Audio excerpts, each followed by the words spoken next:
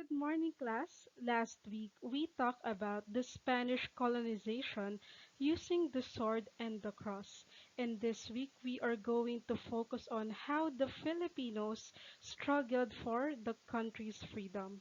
Our topic is about Filipino nationalism and the beginnings of Philippine Revolution. Our ancestors bravely fought to gain freedom from Spanish colonial rule. Their dedication and sacrifices deserve our respect and remembrance. The colonization of the Philippines made Spain the greatest colonial empire in the 16th century. However, not all went well during Spain's reign as a colonizer. Many were the times when Spain's status as a colonial power was threatened both externally and internally.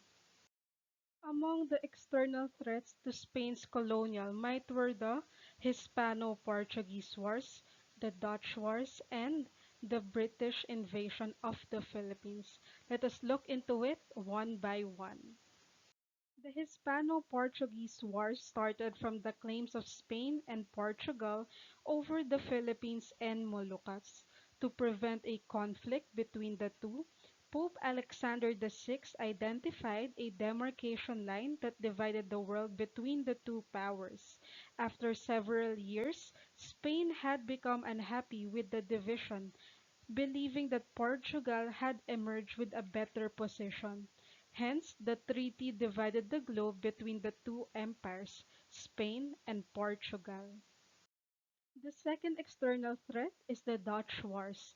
It raged from 1556 to 1648 because of several reasons. There was a rivalry between the Spaniards and the Dutch for the colonization in the East. The Spaniards did not want the Dutch to seek trade in the East and to colonize countries in this part. These would endanger the Spanish rule in the Philippines. Another reason was political in nature. While the Dutch were fighting for liberation against Spanish rule in their homeland, the Dutch conquerors were invading the Philippines, a colony of their conquerors. Still, another reason was religious in nature. The Catholic Spaniards and the Protestant Dutch were bitter enemies. The Dutch wars in the Philippines were actually extensions of the religious conflict in Europe of Catholicism against Protestantism. The last external threat is what you call the British invasion of the Philippines. Long before the British soldiers invaded Manila, they already had plans to colonize the Philippines. The British were interested in the Philippines because of her strategical geographical location and her rich natural resources.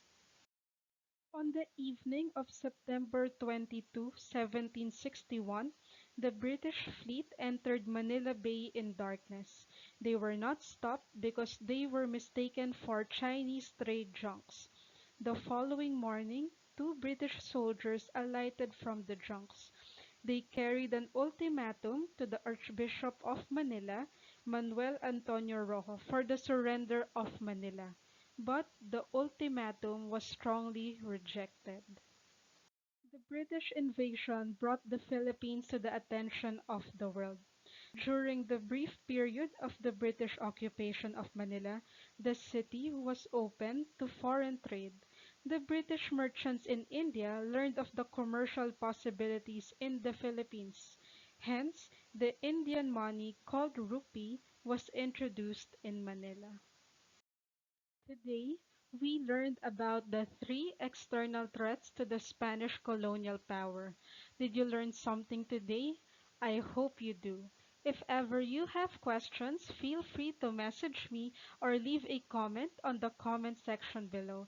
Thank you so much, Grade 4, and see you again on our next discussion.